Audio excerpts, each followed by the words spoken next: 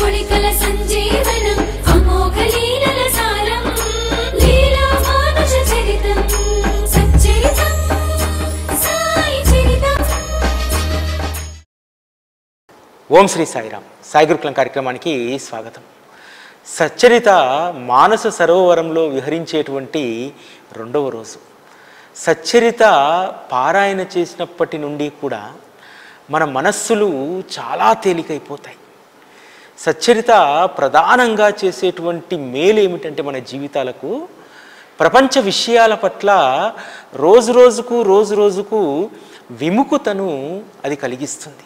తద్వారా ప్రపంచ వ్యవహారాల పట్ల ఆసక్తి తగ్గి గురు కథా శ్రవణం మననం పైన మనకు ఎక్కువ ధ్యాస కుదురుతుందన్నమాట. ఇది మన జీవితానికి ఒక గొప్ప వరం. అంతేకాదు శ్రీ సాయి సచ్చరిత ప్రధానమైనటువంటి ధ్యేయం ఏమిటో తెలుసా? భక్తుల యొక్క అజ్ఞాన తిమీరాన్ని అది తీసివేస్తుంది. ఎందుకంటే జీవుడు ఎప్పుడూ కూడా మాయా అనేటువంటి అజ్ఞాన తిమీరంతో సహవాసం చేస్తూ ఉంటాడు.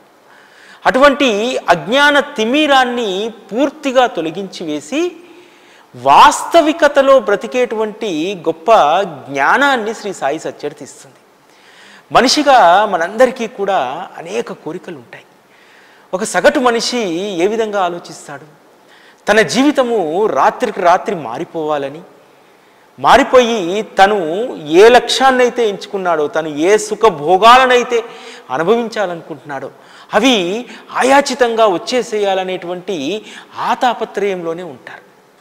కానీ సచ్చరిత మనకు వాస్తవికతను బోధిస్తుంది. నీకు ఇచ్చేది, నిన్ను నడిపించేది కేవలము నువ్వు ఆశ్రయించినటువంటి సద్గురువు మాత్రమే. నీకు రావలసినటువంటి దాన్ని సద్గురువు లెక్క కట్టి ఇస్తాడు. నువ్వు తాపత్రయపడ్డంత మాత్రాన, లేకపోతే నువ్వు దానికోసం ఆరాటపడ్డంత మాత్రాన సద్గురువు ఏది కూడా నీకు ఆయాచితంగా ఇవ్వడు అనేటువంటి విషయము శ్రీ సాయి సచ్చరిత మనకు ముఖ్యంగా అటువంటి జ్ఞానబోధ చేస్తుంది.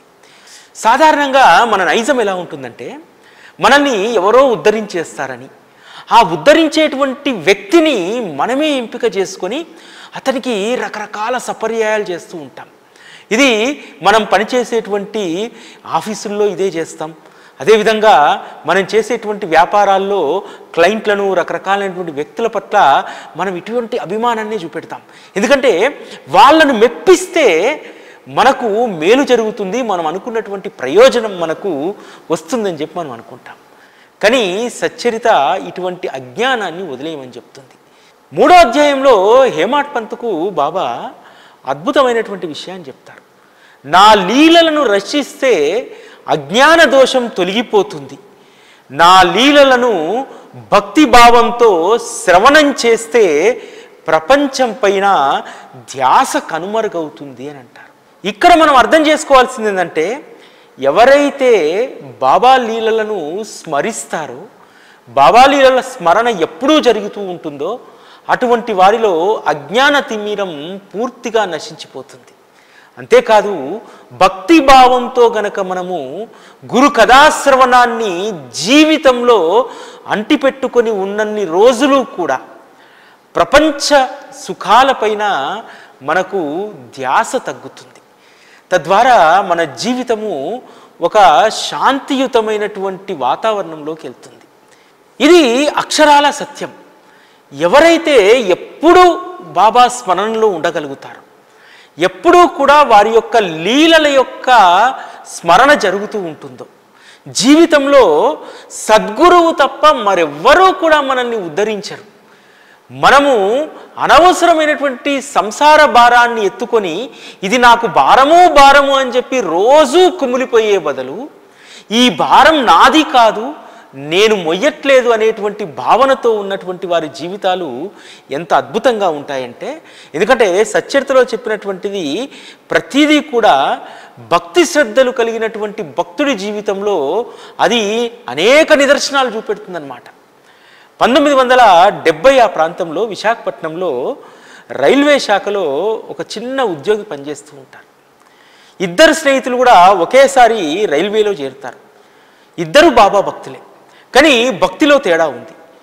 అందులో మొదటి వ్యక్తి బాబాకు సర్వస్వ శరణాగతి చేసినటువంటి వారు. జీవితంలో జరిగేటువంటిది ఏది కూడా తన ప్రమేయం లేదని, ఏది జరిగినా అది శ్రీ సాయి సద్గురువు యొక్క ప్రమేయంతోనే జరుగుతుందనేటువంటి కృతనిశ్చయంతో ఉండేటువంటి వారు. ఉద్యోగంలో చేరారు, వివాహాలు జరిగాయి. మొదటి వ్యక్తికి 3 ఆడపిల్లలు పుడతారు. అతని స్నేహితుడికి ఒక ఆడపిల్ల, 2 మగపిల్లలు జన్మిస్తారు. రెండో వ్యక్తి వచ్చి మొదటి వ్యక్తి దగ్గర ఒక సానుభూతి వ్యక్తం చేస్తాడు. అరే రే, నీకు 3 ఆడపిల్లలు పుట్టారు మిత్రమా, ఎట్లా వారిని చదివించడం ఒక ఎత్తు అయితే వారికి కట్నకానికలు ఇచ్చి పెళ్లి చేయాలి, మన ఏమో చిన్న ఉద్యోగాలు అని చెప్పి ఒక సానుభూతి మిత్రుడి పైన చూపెడతాడు.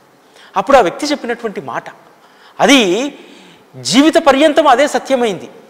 నాకు జన్మించినటువంటి ఈ 3 ఆడపిల్లలు కూడా శ్రీ సాయిబాబా యొక్క ప్రసాదం. ఆ ప్రసాదము యుక్త వయసు వచ్చిన తర్వాత ఏ ఇంటికి చేరాలి అనేటువంటిది కూడా ఆయనే నిర్ణయిస్తారు. వారి ఎదుగుదల, వారి వివాహాలు, వారి భవిష్యత్తు అంతా కూడా ఆయన్నే చూసుకుంటారు. నేను ఏమాత్రం కూడా అందులో నిమిత్త మాత్రుడిగానే ఉంటాను తప్ప నా ప్రమేయం ఏమీ ఉండదు అని అంటారు. కాలం గడుస్తుంది. పిల్లలు ఒక సాధారణమైనటువంటి గవర్నమెంట్ స్కూల్లో చదువుకొని మంచి ప్రయోజకులై గవర్నమెంట్ ఉద్యోగాలు సాధిస్తారు 3 ఆడపిల్లలు. అసలు తండ్రి ప్రమేయం లేకుండానే, ఏ సంబంధం చూడకుండానే ఆ పిల్లల యొక్క యోగ్యతను చూసి యోగ్యమైనటువంటి సంబంధాలు వస్తాయి, వివాహాలు చేస్తారు. సరిగ్గా 25 ఏళ్ల తర్వాత ఆ మిత్రుడు వచ్చి అంటారు, మిత్రమా, నీతో ఒకరోజు అన్నాను 3 ఆడపిల్లల పెళ్ళిళ్ళు ఎలా చేస్తావని చెప్పన్నాను. నువ్వు సద్గురువును విశ్వసించి వారిని సద్గురువుకు అప్పగించావు, కానీ నేను ఒక్క ఆడపిల్ల పెళ్ళి 2 మగపిల్లల పెళ్ళిళ్ళు చేయలేకపోతున్నాను, సంబంధాలు తేలేకపోతున్నాను అని అంటాడు. అప్పుడు మిత్రుడికి తను చెప్పినటువంటి సలహా, మనము అనవసరమైనటువంటి బరువులను కావాలని భుజాలకెత్తుకుంటాము. భుజాలకెత్తుకున్నటువంటి బరువు కాకుండా తేలిగ్గా ఉంటుందా? అందుకనే నేను ఏ బరువులను నేను ఎత్తుకోలేదు జీవితంలో. నాకు 3 ఆడపిల్లలు పుట్టినా, 2 ఆడపిల్లలు పుట్టినా, నాకు ఉద్యోగం ఉన్నా, నా ఉద్యోగం లేకపోయినా, నా పిల్లలు ప్రయోజకులు కాకపోయినా నేను ఇంతే సంతోషంగా ఉండేటువంటి వాడిని. ఎందుకంటే ఇదంతా కూడా బాబా ప్రసాదించినటువంటి ప్రసాదం మనకు. కాబట్టి దీనిలో మన ప్రమేయం ఏమీ లేదు అనేటువంటి కృతనిశ్చయంతో ఉంటే ఆయన్నే తీరానికి చేరుస్తారనేటువంటి విశ్వాసం నాకు ఉంది. అందుకనే ఎప్పుడూ కూడా నా బిడ్డల భవిష్యత్తు గురించి నేను ఆలోచించలేదు అని అంటారు. అంటే ఎవరైతే సర్వస్వ శరణాగతి చేస్తారో అటువంటి వారి యొక్క జీవితాలు ధన్యం. ఎవరైతే అనునిత్యము సాయి కథలపైనే ధ్యాసను పెట్టగలుగుతారో అటువంటి వారి జీవితము పరమార్థాన్ని సాధిస్తుంది. ఇదే విషయం శ్రీ సాయి సచ్చరిత మనకు బోధిస్తుంది. చాలామంది మనము జీవితంలో సంపదను పోగు చేసుకోవాలని, ఐశ్వర్యాన్ని సంపాదించాలని అనుకుంటాం. ఒక సింపుల్ లాజిక్ మీకు చెప్తాను. మనం సంపాదించేటువంటి సంపాదన అది అలానే ఉండిపోతుందా? చాలామంది అంటారు సంపాదించి ప్రోగు చేస్తే అది అలానే ఉండిపోతుందని చెప్పి. ఒక సాఫ్ట్వేర్ ఉద్యోగి ఈరోజు ఒక 20 లక్షల ప్యాకేజీతోటి పనిచేస్తున్నాడు. 20 లక్షల ప్యాకేజీ సంవత్సరం తిరిగే వరకు అలానే ఉంటుందా మూట? లేదు కదా. అందులో రోజువారీ ఖర్చులు ఉంటాయి, కుటుంబ పోషణ ఉంటుంది, ఈఎంఐలు ఉంటాయి, రకరకాల వ్యవహారాలు ఉంటాయి. 31వ తారీఖు వచ్చేసరికి డబ్బు ఎంత చేతిలో ఉంది, ఎంత బ్యాంకులో ఉంది, అంతా కరిగిపోయింది కదా. మరి మనం ఎక్కడ ప్రోగు చేసుకున్నాం? సరే, ఒక గృహం రూపంలోనో ఇంకో రూపంలోనో కొంత ప్రోగు చేసుకున్నాం. ఎంత ప్రోగు చేసుకోగలిగావు నువ్వు? అంటే నీ సంపాదనలో 1,00,000 రూపాయల్లో ఆ 1,00,000 రూపాయల్లో నువ్వు ఎంత మదుపు చేసుకోగలిగావు? 10%, హార్డ్లీ 20%, అంతే కదా. కానీ శ్రీ సాయి సచ్చరిత తరగనటువంటి సంపద నువ్వు ప్రోగు చేసుకోవచ్చు, ఆ సంపద ఎప్పటికీ కూడా తరిగిపోనటువంటిది అనేటువంటి విషయాన్ని శ్రీ సాయి సచ్చరిత చెప్తుంది. అది ఎక్కడ దొరుకుతుంది? కేవలము సచ్చరిత తల్లి గర్భంలో మాత్రమే అది లభిస్తుంది. సచ్చరిత 3వ అధ్యాయంలో రాసినటువంటి ఆ మాట ఎంత విలువైందంటే, శ్రవణం అనేటువంటి సాగరాన భక్తి ప్రేమామృతాలు అనేటువంటి అలలు ఎగిసిపడతాయి. అందులో మరలా మరలా మునక వేసినప్పుడు జ్ఞాన రత్నాలు లభిస్తాయి అని రాస్తారు హేమాడ్ పంత్. నీకు లభించినటువంటి ఆ జ్ఞాన రత్నాలు మాత్రమే శాశ్వతమైనటువంటి సంపద. ఈ సత్యాన్ని గుర్తుపెట్టుకుంటే నీ జీవితంలో నువ్వు ఎన్ని రత్నాలను పోగేసుకుంటావు తెలుసా? ఎంత ఐశ్వర్యవంతుడు నువ్వు అవుతావు తెలుసా? ఐశ్వర్యం, సంపాదించేటువంటి ఐశ్వర్యము ఈరోజు ఉంటుంది, రేపు పోతుంది. కానీ ఎప్పటికీ తరిగిపోనటువంటిది, ఎన్ని జన్మలకు కూడా నువ్వు అది ఖర్చు పెట్టుకున్నా ఖర్చు కానటువంటి పుణ్యశయం అనేటువంటి జ్ఞాన రత్నాలను శ్రీ సాయి సచ్చరిత మనకిస్తుంది. సచ్చరితను మనము 7 రోజుల పారాయణ గ్రంథంగా చదివితే అదొక లీలలు, బాబా బోధ ఇంత మట్టికే అర్థమవుతుంది. కానీ సచ్చరితలో ఉన్నటువంటి ఈ జ్ఞానరత్నాలను ఏరుకునేటువంటి పనిలో మనం ఉంటే, సాయి టీవీ ఆరంభం నుంచి ఇప్పటి వరకు సచ్చరిత పైన దాదాపు ఒక 10-15 సార్లు మనం మాట్లాడుకున్నాం విస్తృతంగా. అంటే ప్రతిరోజు సచ్చరిత గురించి మాట్లాడుకుంటాం సాయి గురుకులంలో, విస్తృతంగా ఒక 10-15 సార్లు మాట్లాడుకుని ఉంటాం. కానీ ప్రతిసారి కూడా ఒక అద్భుతమైనటువంటి అనుభూతి సచ్చరిత ఇస్తుంది. సచ్చరిత ఏమి ఇస్తుందంటే ఎప్పుడూ కూడా నిత్యనూతనంగా నీ జీవితానికి ఒక శక్తిని ఇస్తుంది. ఇప్పుడు మనకు ఒక అద్భుతమైనటువంటి అవగాహన వచ్చింది కదా, మనము ఎంత సంపాదించినా ఆ సంపాదించిన దాంట్లో అన్నీ పోను మిగిల్చుకునేది 20%. కానీ శ్రవణం అనేటువంటి సాగరాన భక్తి ప్రేమామృతాలు అనేటువంటి అలలు లేస్తే ఏం జరుగుతుంది? భక్తి ప్రేమామృతాలు అనేటువంటి అలలు లేసినప్పుడు ఆనందంతో మరలా మరలా మునుగుతాం. మనము ఆ అలలలో మునుగుతున్నప్పుడు మన చెయ్యి కింద ఉన్నటువంటి ఆ సముద్రపు మట్టికి తాకినప్పుడు ఆ మట్టిలో ఒక రత్నం చేతికి తగులుతుంది. దాన్ని ఏరుకొని వచ్చి దాన్ని ప్రోగు చేసుకుంటే అదే అద్భుతమైనటువంటి సంపద. ఈ సంపదకు భౌతిక రూపం లేదు. బాబా వద్ద లభించేటువంటి అనుభూతులకు వాటికి భౌతిక రూపం ఉండదు. మనమంతా కూడా భౌతిక రూపం ఉన్నటువంటి వస్తువుల కోసం మనం పాకులాడుతూ ఉంటాం.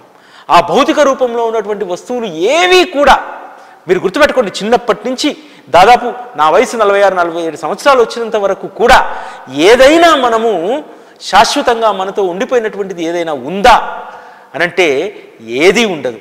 మనతో ఉండేటువంటిది శాశ్వతమైనటువంటి నిధి గని ఏది అయితే ఉందో అది కేవలము బాబా అనేటువంటి అనుభూతి, శ్రీ సాయి సచ్చరిత ఇచ్చేటువంటి ఆనందపు నిధి మాత్రమే మన దగ్గర ఉంటుంది తప్ప ఇతరత్రా ఏదీ కూడా మన వద్ద ఉండదు. మనందరము కూడా ఏం చేస్తామంటే భౌతిక రూపం ఉన్నటువంటి వస్తువుల కోసం పాకులాడతాం. ఆ పాకులాడినంతసేపు కూడా దానిపైన మనకు మోజు ఉండదు. అదే శ్రీ సాయి సచ్చరిత అనేటువంటి కథామృతము ఒక్కసారి మనస్సులో దాన్ని పదిలపరుచుకుంటే అది ఇచ్చేటువంటి ఆనందం, అది ఇచ్చేటువంటి శక్తి, అది అనుగ్రహించేటువంటి శాంతి అసలు ప్రపంచంలో ఇంకా ఎక్కడా కూడా అవి లభించవు. అంత గొప్ప అనుగ్రహాన్ని శ్రీ సాయి సచ్చరిత మనకు అందిస్తుంది. చాలామంది చిన్న చిన్న విషయాలకు, చిన్న చిన్న సమస్యలకే ఓదార్పును కోరుకుంటారు. ఆ ఓదార్పు మన పక్కన ఉన్నటువంటి భార్య నుంచో, భర్త నుంచో, కొడుకు నుంచో, తండ్రి నుంచో, తల్లి నుంచో మనం రావాలనుకుంటాం. కానీ ఆ ఓదార్పు ఏది కూడా మనకు సమాధానం ఇవ్వదు. ఎవరైతే సచ్చరితలో బాబా చెప్పినటువంటి ఒక 4 మాటలను మీ జీవిత పర్యంతము గుర్తుంచుకుంటే ఎవరి ఓదార్పు అవసరం లేదు. 3వ అధ్యాయం తెరిచి బాబా శ్యామాతో అన్నటువంటి మాటల్ని ప్రతిసారి చదువుకోండి. అసలు మీకు ఎవరి ఓదార్పు ఇంక అవసరం లేదు. 3వ అధ్యాయంలో సచ్చరితకు అనుమతి ఇచ్చినటువంటి సందర్భంలో శ్యామాతో బాబా ఒక మాట అంటారు. ఒక మాట ఏమిటి? దాదాపు అమూల్యమైనటువంటి అనేక విషయాలను అక్కడ చెప్తారు. శ్యామా, ఒక మాట చెప్తాను విను అని చెప్పి ఎంత ప్రేమగా చెప్తారంటే చెప్పడమే ఆ మాటలోనే ప్రేమ దాగి ఉంటుంది. ప్రేమతో నా నామాన్ని స్మరించేటువంటి వారి యొక్క సకల కార్యాలను పూర్తి చేసి వారి ప్రేమను పెంచుతానంటారు. ఈరోజు బాబాకు మనకు ఉన్నటువంటి సంబంధం ఏమిటి? కేవలము ప్రేమ పాశం అనేటువంటి అనుబంధమే కదా. ఇతరత్ర ఇవి కూడా బాబాకు మనకు మధ్య ఏది కూడా ప్రాతిపదిక కాదు, కేవలం ప్రేమ మాత్రమే. మొదటిసారి దర్శనంలోనే వారి చూపుల నుంచి ప్రసరించినటువంటి ప్రేమకు మనం పడిపోతాము. జీవితం అంతా ఆయన పట్ల ప్రేమే తప్ప ఏ రోజు అసంతృప్తి, ద్వేషం ఉండదే. మనము అనేక సందర్భాల్లో దేవుని పైన కూడా అసంతృప్తి చెందేటువంటి మనస్తత్వం మనకుంటుంది. కానీ సద్గురువు పట్ల ఏ రోజు కూడా అసంతృప్తి చెందేటువంటి సందర్భం రాదు. ఎందుకని? నువ్వు అసంతృప్తి అలలు నీలో అలా లేస్తున్నప్పుడు వెంటనే బాబా అనేటువంటి ఆ ప్రేమ అలలు ఈ అసంతృప్తి అలలను కప్పేసుకొని లోపల తీసుకెళ్ళిపోతాయి. అంత గొప్పది బాబా ప్రేమ. బాబా ఒక మాట చెప్తారు, మీరు ఏమీ చేయాల్సిన అవసరం లేదు, ఏ పుణ్యకార్యాలు అవసరం లేదు. బాబా మరొక మాట చెప్తారు, ఎప్పుడూ కూడా మీకు నేను రక్షణ కవచంగా ఉంటాను. ఎలా రక్షణ కవచంగా ఉంటాను? మీరు నాకు ఫలం ఇస్తేనో, పండిస్తేనో, పూజ చేస్తేనో, నా పేరు మీద అన్న సంతర్పణ చేస్తేనో, ఇంకోటి చేస్తేనో కాదు. ఎవరైతే నా చరిత్రను, నా మహిమలను ప్రేమతో గానం చేస్తారో వారిని నలుదిక్కుల నుండి నేను కాపాడుతాను. వారిని కాపాడడానికి నలుదిక్కుల నుంచి 4 చేతులు చాచి నేను వారిని కాస్తాను అని చెప్పి బాబా చెప్తారు. కేవలము బాబా చెప్పినటువంటి ఒకే ఒక ఉపాసన, మీరు ఏమీ చేయాల్సిన అవసరం లేదు. నా కథలు, నా మహిమలను గానం చెయ్యండి, వాటినే స్మరణ చెయ్యండి అని చెప్పారు. తద్వారా మీకు నేను రక్షకుడిగా ఉంటాననేటువంటి అభయాన్ని ఇచ్చారు. ఇంతకంటే గొప్ప అభయము, ఇంతకంటే గొప్ప ఓదార్పు మరి ఎక్కడ మనకు లభిస్తుంది? నా కొరకు మనోప్రాణాలను అంకితం చేసేటువంటి భక్తులకు నా ఈ కథాశ్రవణంతో ఆనందం కలగడం అనేటువంటిది చాలా సహజమైనటువంటిది. ఈరోజు మనము ఆనందం కోసము, సంతోషం కోసము మనము ఎక్కడికెక్కడికో వెళ్తూ ఉంటాం. ఎక్కడికి వెళ్ళాల్సినటువంటి అవసరం లేదు. ఎవరైతే గురు కథా శ్రవణంలో ఉంటారో వారికి చాలా సహజంగా ఆనంద స్థితి పొందవచ్చు అని చెప్పి బాబా ఇక్కడ చెప్పారు. బాబా చెప్పినట్టు వారి నామాన్ని, వారి కథలను గనక మనము అనిత్యము మననం చేయగలిగితే, కృతాయుగంలో ధ్యానంతో, త్రేతాయుగంలో యజ్ఞ యాగాదులతో, ద్వాపర యుగంతో అర్చనల ద్వారా లభించేటువంటివన్నీ కూడా కలియుగంలో గురు భజనలతో, గురునామ సంకీర్తనలతో అత్యంత అనాయాసంగా లభిస్తాయని చెప్పి చెప్తున్నాడు. గురు కథాశ్రవణము, గురునామస్మరణ ఎందుకు ఇంత విశిష్టత కలిగినటువంటిది? ఎందుకు సచ్చరిత పదే పదే ఇది చెప్తుంది? ఎందుకనంటే మనము ఒక మంచి స్థితిలోకి వెళ్ళాలని చెప్పే మనం కోరుకుంటాం. కానీ మాయ ఎలా ఆవరిస్తుందంటే ఎప్పుడూ కూడా మనల్ని తన చేతిలో ఉంచుకోవాలని చూస్తుంది. తోలుతిత్తుతో ఉన్నటువంటి ఈ శరీరాన్ని మాయ ఎప్పుడూ కూడా తోలు బొమ్మ వలె ఆడిస్తూ ఉంటుంది. కానీ ఎవరైతే సద్గురువు యొక్క సహచర్యంలో ఉంటారో, ఈ తోలుతిత్తిలో ఉన్నటువంటి ఆత్మస్వరూపము సద్గురువు యొక్క ఆత్మస్వరూపంతో లీనమవుతుంది. అప్పుడు మాయ అస్సలు దరిచేరదన్నమాట. మన ఆత్మ ఎప్పుడైతే గురువుతో అనుసంధానమవుతుందో, అనుసంధానమైన తర్వాత మాయ పట్ల, అదేవిధంగా ప్రపంచ వ్యవహారాల పట్ల మనకు విరక్తి కలుగుతుంది. మాయ మనల్ని ఎంత ప్రేరేపించినా దాని వలలోకి మనం వెళ్ళకుండా అనాసక్తిని చూపెడతాం. మాయ అనేటువంటి దానికి ఒక రూపం ఉండదు, ప్రతిదీ మాయనే. ఆ మాయ ఏ రూపంలో వస్తుంది, ఎలా వస్తుంది అనేటువంటిది ఎవ్వరికీ కూడా తెలియనటువంటిది. అందుకనే ఆ కనిపించినటువంటి మాయను కనిపించనంత దూరానికి గురు కథాశ్రవణం మాత్రమే తరమగలుగుతుందనేటువంటి విషయాన్ని శ్రీ సాయి సచ్చరిత మనకు అనిత్యము కూడా బోధిస్తుంది. ఎవరైతే సద్గురువుకు అనన్య శరణాగతి చేస్తారో అప్పుడు ఇంకా మన తోలితిత్తిని మాయ ఆడించడం మానేస్తుంది. అప్పుడు మనల్ని సద్గురువు సరైనటువంటి సవ్యమైనటువంటి దారిలో మృదు మధురమైనటువంటి బోధనల ద్వారా నడిపిస్తాడు. మాయ అనేక ఆకర్షణలు చూపెడుతుంది. సద్గురువు తను నడిపించేటువంటి మార్గంలో ఏ ఆశలను, ఏ తాయిలాలను చూపెట్టాడు. నువ్వు నేను చెప్పినట్టు నడిచి చూడు, జీవితంలో నువ్వే అనేక అనుభవాలను పొందుతావని చెప్పి సద్గురువు చెప్తాడు. సచ్చరిత ఒక అద్భుతమైనటువంటి సత్యాన్ని బోధిస్తుంది. హేమాడ్ పంతు ఈ విషయాన్ని ఎంత అద్భుతంగా రాస్తారంటే, మురళి మరియు హార్మోనియానికి రెండింటికి కూడా అవి ఎలా మోగాలి అనేటువంటి చింత వాటికి ఉండదట. ప్రతిభ కలిగినటువంటి వ్యక్తి వాయించినట్టుగా అవి మ్రోగుతూ ఉంటాయి. కాబట్టి వాటికి ప్రయాస లేదు. వేణువుకు హార్మోనియానికి తాము శ్రావ్యంగా పాడాలనేటువంటి సాధన చేయాల్సిన అవసరం లేదు. ఈరోజు సద్గురువును ఆశ్రయించినటువంటి మనకు కూడా మనము ప్రత్యేకంగా ఏదో చేస్తే మన జీవితంలో మనము అనుకున్న లక్ష్యాలను చేరుతామని చెప్పి మనం అనుకుంటాం. కాదు, మన జీవితం ఎవరి పాదాల వద్ద పెట్టామో ఆ పాదాలే మన జీవితానికి కావలసినటువంటి శోభను తెచ్చిపెడతాయి. ఈ సత్యాన్ని వదిలి మనము అనేక తాపత్రయాలతోటి తప్పించుకొని పోతూ ఉంటాం.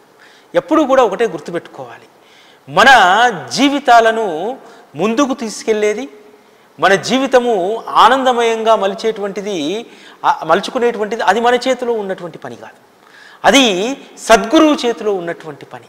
మనము వేణువు లాంటి వాళ్ళము, హార్మోనియం పెట్టలాంటి వాళ్ళము. ఆయన ఎంత అద్భుతంగా మనల్ని మ్రోగిస్తే అంత అద్భుతంగా మన జీవితాలు ఉంటాయి. ఈ విధంగా జీవితాలను సద్గురు చరణాల వద్ద ఉంచాలని చెప్పి శ్రీ సాయి సచ్చరిత మనకు చెప్తుంది. బాబా యొక్క మాతృ ప్రేమ గురించి సచ్చరిత ఎంత అద్భుతంగా చెప్తుందంటే, భక్తి ప్రేమల కౌతుకం ఎంత విచిత్రం, బిడ్డ ఆకలి తల్లికి తెలుస్తుంది. అడగకుండానే తల్లి తన స్థైర్యాన్ని బిడ్డకిస్తుంది. ఇక్కడ మనకు నిజంగా మనకేమీ తెలియదు. మన అవసరాలన్నీ కూడా మాతృస్వరూపమైనటువంటి సద్గురువుకు మాత్రమే తెలుస్తుంది. మనము ఏమీ అడగాల్సినటువంటి అవసరం లేదు ఆయా సమయానికి. ఎందుకంటే బిడ్డ ఆకలితో ఉంటే తల్లి తట్టుకోగలుగుతుందా? లేదు కదా. బిడ్డ యొక్క అవసరం తల్లి చూడకుండా ఉంటుందా? ఈ యొక్క ప్రాథమికమైనటువంటి అవగాహన ఉంటే బాబాను పదే పదే పదే పదే కోరడం అనేటువంటి దాన్ని మనం మానేస్తాం. అంతేకాదు, బిడ్డ జీవితము సవ్యంగా ఉండాలని, వాడు సుఖంగా ఉండాలని తల్లి ఎప్పుడూ కోరుకుంటుంది. తల్లి తన బిడ్డను అందంగా అలంకరిస్తుంది, చెంపకు దిష్టి చుక్క పెడుతుంది, చక్కగా పౌడర్ అద్దుతుంది. కానీ ఆ బిడ్డకు అవేమీ పట్టవు. ఎందుకంటే బిడ్డకు ఊహ తెలియదు కదా. అదేవిధంగా ఈరోజు మన పరిస్థితి కూడా అంతే. బాబా మన జీవితాలకు కావలసినటువంటి అవసరమైనటువంటి మెరుగులను దిద్దాలనుకుంటాడు. కానీ వాటిని మనం అర్థం చేసుకోకుండా మనకు కావలసినటువంటి వాటి కోసం మాత్రమే మనం మారం చేస్తాం.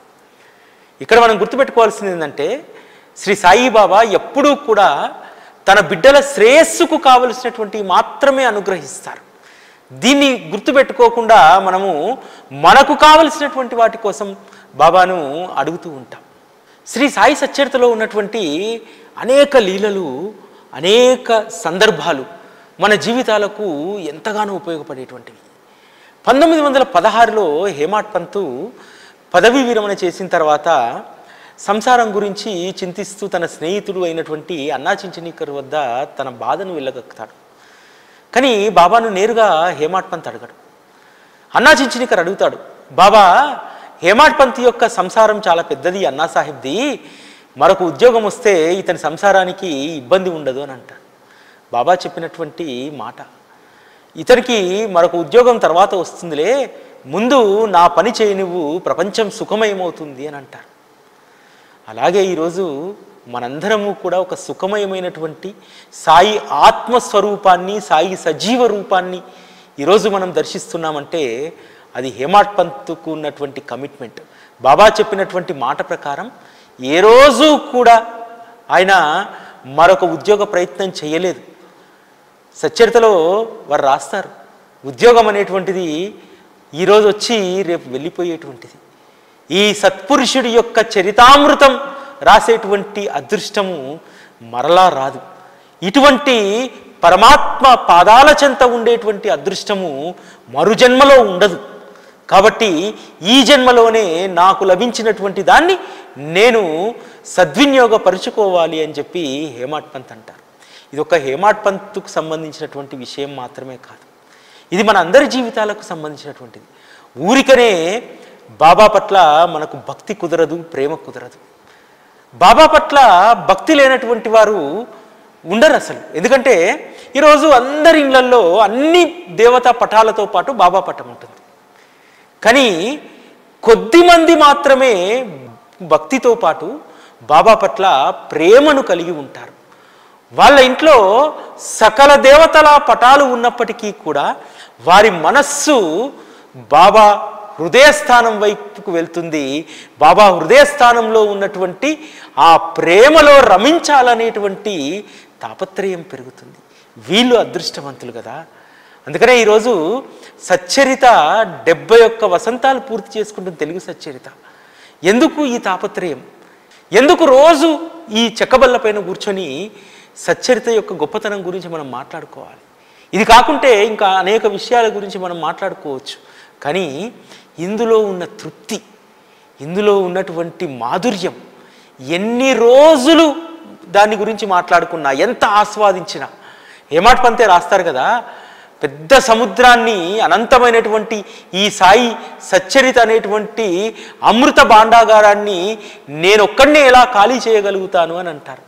అలాగే సచ్చరిత మన జీవిత పర్యంతము కూడా దాన్ని అధ్యయనం చేసిన మన జీవితాన్ని సరైనటువంటి అభ్యాసంలోకి తెచ్చుకోలేకపోతాం.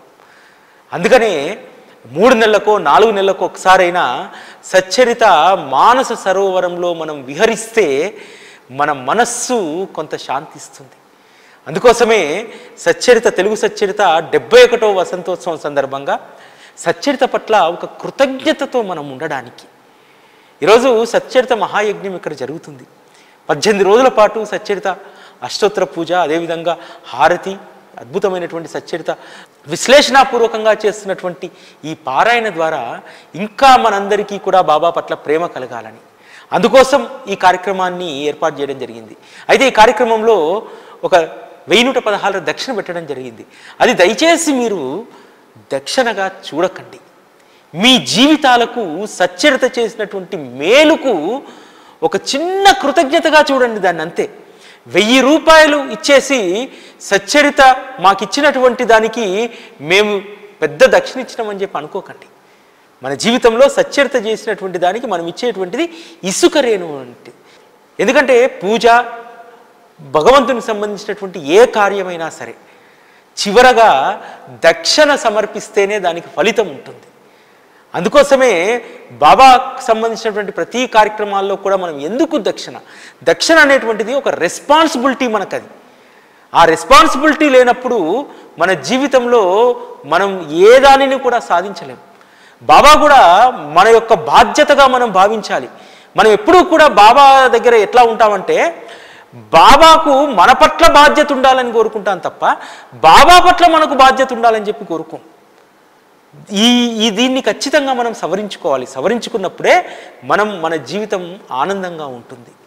అంతేకాదు సచ్చరిత ఎప్పుడూ కూడా స్మరణకు సంబంధించి, నామస్మరణకు సంబంధించి ఎందుకు చెప్తుంది? 3వ అధ్యాయంలో ఉన్నటువంటి రోహిల్లా కథను మనం అర్థం చేసుకుంటే బాబా నామస్మరణకి ఇచ్చినటువంటి ప్రాధాన్యత. ఎందుకు నామస్మరణ? గయ్యాలి భార్య, రోహిల్లా గయ్యాలి భార్య అనేటువంటి పేరు మీద మాయా అనేటువంటి దానికి రోహిల్లా భార్యగా పేరు పెట్టి ఎవరైతే నామస్మరణలో ఉండరో, ఎవరైతే భగవంతుని ధ్యాసలో ఉండరో అటువంటి వారికి ఖచ్చితంగా ఆ గయ్యాలి తగులుకుంటుంది అనేటువంటి విషయాన్ని చాలా స్పష్టంగా బాబా చెప్తారు. సచ్చరితలో ఉన్నటువంటి ప్రతి లీలకు కూడా మన జీవితాలకు ఇది ఏదో కొంతమందికో, చాలామంది మనం అనుకుంటాం, ఎవరైనా నీతి వ్యాఖ్యలు చెప్తే, ఎవరైనా శుద్ధులు చెప్తే అది నాకు కాదులే అనుకుంటాం. కానీ సచ్చరితలో చెప్పేటువంటి ప్రతి విషయము కూడా ప్రతి భక్తుడి జీవితానికి ఉపయోగపడుతుంది, ప్రతి భక్తుడి జీవితానికి అది అన్వయించబడుతుంది. అంత అద్భుతంగా శ్రీ సాయి సచ్చరిత మనల్ని ఒక మంచి పురోభివృద్ధి దిశలోకి తీసుకెళ్తుంది. అది చూపెట్టినటువంటి మార్గంలో మనం నడవడానికి మనం సిద్ధంగా ఉండాలి. అప్పుడు మాత్రమే మన జీవితాలు తరిస్తాయి. బాబా యొక్క గొప్పతనం ఏంటంటే బాబా వారి మార్గంలోకి మనం రావాలనుకోడు. బాబా దిగి వచ్చి మన మార్గంలోకి వస్తాడు. సచ్చరితలో 4వ అధ్యాయంలో 2 సందర్భాలను మనం చదివితే అర్థమవుతుంది. దాస్గన్ మహారాజును బాబా పిలిచి, గను విఠలనామ స్మరణ చెయ్యి, ఈ రోజంతా నీకు మంచి జరుగుతుంది అంటాడు. అలాగే బాబా నేను నామస్మరణ చేస్తాను, మరి విఠల దర్శనం జరుగుతుందా నాకు, మీరు హామీ ఇస్తారా అంటారు. గను నువ్వు నామసప్తాహం చేస్తున్నావని చెప్పి ఎక్కడి నుండో విఠలుడు లేచి రావాలా? విఠలుడు అంతటా ఉండడా? ఈ విషయాన్ని తెలుసుకోనటువంటి నీవు మళ్ళీ ప్రత్యేకంగా విఠలుడి సాక్షాత్కారం అడగడం ఏమిటి? నువ్వు ప్రేమతో నామసప్తాహం చేయి, తప్పకుండా విఠలుడి దర్శనం అవుతుందంటారు. దాస్గన్ మహారాజ్ గారికి విఠల దర్శనమైంది, ధన్యుడయ్యాడు. బాబా ఎప్పుడూ కూడా తన భక్తుడి యొక్క మార్గంలోకి వెళ్ళి అతనిని తన మార్గంలోకి తీసుకొచ్చాడు. దాస్గన్ మహారాజ్ విషయంలో అదే జరిగింది కదా. నామసప్తాహం చేసిన తర్వాత విఠలుడి దర్శనం కలిగిన తర్వాత ఆ అనుభూతితో రాసినటువంటి పాటయే కదా, షిరిడి మాఝే పండరిపూర సాయి బాబా రమావర. ఎక్కడో లేడు నా పండరినాథుడు, షిరిడిలోనే కొలువై ఉన్నాడు సాయిబాబా రూపంలో అని చెప్పి రాయలేదా? పాండురంగరుడే తన శ్వాస అనుకొని, పాండురంగరుడే తన ఆరాధ్య దైవం అని చెప్పి భావించినటువంటి దాస్గన్ మహారాజు చివరికి ఆ పాండురంగడే షిరిడిలో ఉన్నాడని చెప్పి ఎలుగెత్తి పాడాడు. ఈరోజు మనందరము కూడా దాస్గన్ మహారాజ్ గారి అనుభవాన్ని మనందరము కూడా ఈరోజు ప్రతి హారతిలో కూడా ఎలుగెత్తి పాడుతున్నాం. ఏ కార్యక్రమం చేసినా షిరిడి మాఝే పండరిపూర సాయి బాబా రామావర అనుకుంటూ మనం ఎంత ఆనందంగా ఆ పాటను పాడుకుంటున్నాం. ఆ తర్వాత ఇదే అధ్యాయంలో ఒక అద్భుతమైనటువంటి సందర్భం ఉంటుంది. బలవంతరావు క్షీరసాగర్ తండ్రి విఠల భక్తుడు. ఆ విఠల భక్తుడి యొక్క కుమారుడు సక్రమమైనటువంటి మార్గంలో లేకపోతే ఆఖరికి తండ్రికి శార్ద కర్మలు కూడా చేయలేనటువంటి స్థితిలో ఉన్నటువంటి అతనిని షిరిడీకి రప్పించి, అరే విఠలుణ్ణి నన్ను పస్తులు పెడుతున్నావు, నాతో పాటు నీ తండ్రిని కూడా శార్ద కర్మలు చేయకుండా నీ తండ్రిని పస్తులు పెడుతున్నావు, ఇకనైనా మారు అని చెప్పి ఆ విషయాలన్నీ గుర్తు చేసి అతని చేత పూజను ప్రారంభింపజేస్తారు కదా. ఎప్పుడూ కూడా బాబా యొక్క లక్ష్యము, ధ్యేయము, సచ్చరిత యొక్క ప్రధానమైనటువంటి ఉద్దేశం ఎవరైతే సాయిబాబాను ఆశ్రయిస్తారో అటువంటి భక్తుల యొక్క ఉద్ధరణ సచ్చరిత తన లక్ష్యంగా పెట్టుకుంది. అందుకనే ఈరోజు మనందరి జీవితాలు మారడానికి, ఈరోజు మనందరి జీవితాలు ఒక సవ్యమైనటువంటి మార్గంలో ఉండడానికి శ్రీ సాయి సచ్చరితనే ప్రధానమైనటువంటి కారణం. ఈ సత్యాన్ని ఎవ్వరూ కూడా కాదనలేరు. అదేవిధంగా సద్గురువు యొక్క సన్నిధి ఎంత గొప్పది అని చెప్పి చెప్పడానికి, ఆ సన్నిధి చేరిన తర్వాత నీ మనస్సు, నీ అంతఃకరణం ఏ విధంగా మారిపోవాలని చెప్పి సచ్చరిత చెప్తుంది. సచ్చరితలో ఉన్నటువంటి అనేక పాత్రల ద్వారా బాబా మనకి చెప్పిస్తారు. కాకాసాహెబ్ దీక్షిత్ షిరిడీకి వస్తారు. రాగానే ఈ ప్రపంచంలో ఉన్నటువంటి పదవి కంటే కూడా, పలుకుబడి కంటే కూడా సద్గురువు యొక్క చరణాలే, సద్గురువు యొక్క సన్నిధి మాత్రమే గొప్పది అనేటువంటి సత్యాన్ని తెలుసుకొని షిరిడీకి వచ్చి మొదట కేవలము ఒక చిన్న రేకుల రూమ్ వేసి భక్తుల వసతి కోసము ఒక గృహాన్ని నిర్మిద్దామనుకున్నాడు. కానీ అలా కాదు, ఇక్కడ వసతి గృహం కడితే అది బాబా ఖ్యాతికి తగ్గకుండా ఉండాలి, బాబా గౌరవానికి తగ్గకుండా ఉండాలి, కడితే వాడా కట్టాలి అనుకున్నాడు. నాగ్పూర్లో ఉన్నటువంటి తన తమ్ముడు ఇందుకు ఒప్పుకోక ఎందుకు అక్కడ మనం కట్టుకోవడం, అది ఊరు అని అంటాడు. కానీ ఏం జరిగిందో తెలియదు. దీక్షిత్వాడ శంకుస్థాపన సమయానికి చెప్పా పెట్టకుండా నాగ్పూర్ నుంచి దీక్షిత్ సోదరుడు వచ్చేస్తాడు. అంటే మనం ఏదైనా సరే సద్గురువుకు సంబంధించి మనం పని చేస్తున్నప్పుడు, ఒక సత్కార్యంలో ఉన్నప్పుడు ఖచ్చితంగా అందరి యొక్క ఆమోదయోగ్యంగా అది జరిగేలాగా బాబా చూస్తారు. ఈరోజు చాలామందిని మనం చూస్తూ ఉంటాం. భార్యకు బాబా పట్ల అమితమైనటువంటి భక్తి ఉంటుంది, ప్రేమ ఉంటుంది. కానీ భర్తకు అది నచ్చదు. పెద్దగా భక్తి శ్రద్ధలు లేనటువంటి వాళ్ళే ఎక్కువ మంది ఉంటారు. అయినా సరే బాబా వారి మనస్సు మార్చి భార్య చేసేటువంటి కార్యాలకు సంబంధించినటువంటి దాంట్లో భర్త అడ్డు చెప్పకుండా బాబా అటువంటి అనుగ్రహాన్ని ఇస్తూ ఉంటారు. అంతేకాదు కొన్ని సందర్భాల్లో తన భక్తురాలు చేసేటువంటి సేవా కార్యక్రమాల్లో భర్తయే స్వయంగా చేదోడు వాదోడుగా ఉండేటువంటి అనుగ్రహాన్ని కూడా బాబా ఇస్తారు. కాబట్టి బాబా ఎప్పుడూ కూడా తన వద్దకు వచ్చేటువంటి భక్తుల్ని, అదేవిధంగా తన సేవా మార్గంలో కుటుంబాన్ని అంతా కలిసి అందులో ఉండేలాగా చూస్తారు తప్ప విడిగా ఎవరిని కూడా ఉంచరు. ఇటువంటి అనుభవాలు అనేకం నేను చూశాను. పరాల్ సాయికి ప్రతిష్టాపన సందర్భంలో ఓ తల్లి బాబా మెడలో ఉన్నటువంటి గోల్డ్ చైన్ చేయించడానికి ఆవిడ చెప్పిందనమాట, నా కూతురులను కొడుకులను కూర్చోబెట్టి నేను ఈ విధంగా చేయించదలుచుకుంటున్నాను, మళ్ళీ రేపు మీరు మీ సమ్మతి లేకుండా చేయిస్తే రేపు ఒక మాట అంటే నేను పడను, అది బాబాకు చేయిస్తున్నాను అని అంటే అందరి కుటుంబ సభ్యుల సమ్మతితోటి బాబాకు దానిని ప్రసాదంగా అందజేసింది. ఆయన కోసం జరిగేటువంటి సత్కార్యంలో తన భక్తురాలికి భక్తుడికి సంబంధించినటువంటి కుటుంబం మొత్తం కూడా అందులో భాగస్వామ్యం అయ్యేలాగా ఆయన చూస్తారు. అది బాబా దగ్గర ఉన్నటువంటి గొప్పతనం. భవిష్యత్తులో తన బిడ్డలకు ఎటువంటి భ్రమలు అహంభావాలు ఉండకూడదనే బాబా కొన్ని అద్భుతమైనటువంటి లీలలను సచ్చరితలో పొందుపరచనిచ్చారు. దీపాలు నీటితో వెలిగించినటువంటి సందర్భము ఎవరైతే వర్తకులు నూనెనిస్తున్నారో వారి అహంకారానికి ప్రతీక. మేమిస్తే తప్ప బాబా దీపాలు వెలిగించలేరు అనేటువంటిది, మేము కడితే తప్ప గుడి లేనటువంటి అహంకారం కూడా చాలామందికి వస్తుంది. రేపు మేము బియ్యం బస్తా ఇస్తే తప్ప అన్నదానం చేయలేరు అనేటువంటి అహంభావం వస్తుంది. మీరు ఏమీ ఇవ్వకపోయినా ఈ సృష్టిలో ఉన్నటువంటి పంచభూతాలు నా ఆధీనంలో ఉన్నాయి, కేవలం నేను ఈరోజు గోనపట్ట పైన కూర్చొని ఒక సాధారణ ఫకీరుగా ఉండవచ్చు, కానీ సర్వాన్ని నేను ఒంటి చేతితో సకలాన్ని నేను ఏర్పాటు చేసుకోగలుగుతాననేటువంటి విషయాన్ని నీటితో దీపాలు వెలిగించినటువంటి లీలలో బాబా చెప్తారు. అంతేకాదు ఒక మనిషి ఎంత అనుకువగా ఉండాలి, ఏదైనా ఒక సంక్లిష్టమైనటువంటి స్థితి వచ్చినప్పుడు ఎలా వ్యవహరించాలి, జవహర్ అలీ దగ్గర బాబా వ్యవహరించినటువంటి తీరును కనుక మనం అర్థం చేసుకుంటే మన యొక్క స్థితప్రజ్ఞత ఎలా ఉండాలి. ఎవరో ఒక ఫకీర్ వచ్చి సాక్షాత్తు పరమాత్మను పట్టుకొని ఇతను నా శిష్యుడు అని అంటే ఆ పరమాత్మ సాక్షాత్తు ఆ ఫకీర్తో పాటు వెళ్ళిపోయాడే.